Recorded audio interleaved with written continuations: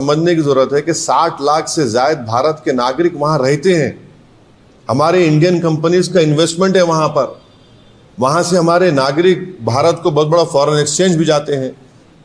السلام علیکم ورحمۃ اللہ وبرکاتہ. امید کرتا ہوں کہ آپ سب خیریت ہوں گے. ابھی اسرائیل اور ایران کے بیچ جو جنگ چل رہی ہے، کیا اس سے بھارت کو بھی نقصان ہو سکتا ہے یا نہیں؟ آئیے پہلے اس ویڈیو کو دیکھتے ہیں. اویسی صاحب نے کیا ہی خوبصورت انداز میں بات کہی ہے. آپ پہلے اس ویڈیو کو مکمل دیکھیں.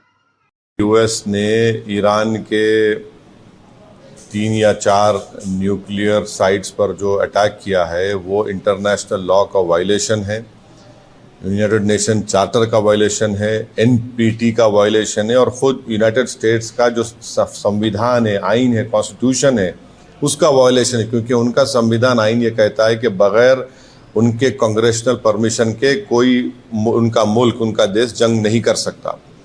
5ویں بات یہ ہے کہ یہ حملہ کر کے یونائٹڈ اسٹیٹس نے غزہ میں جو فلسطینیوں کا ایتھنک کلینسنگ ہو رہا ہے، جنوسائیڈ ہو رہا ہے، اس کو کور اپ کر رہے ہیں.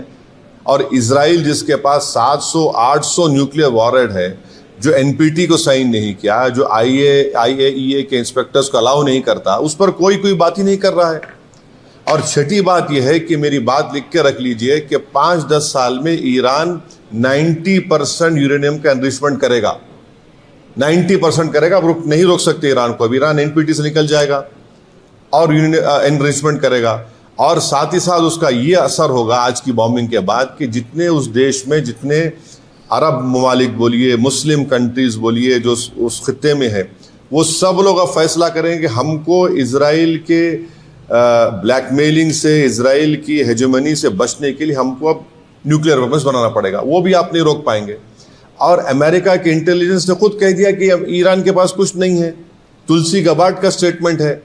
اور سب سے اگر یہ خطہ، یہ ایریا اگر اس میں جنگ شروع ہو جائے گی تو ایک بات آپ کو سمجھنے کی ضرورت ہے کہ 60 لاکھ سے زائد بھارت کے ناگرک وہاں رہتے ہیں.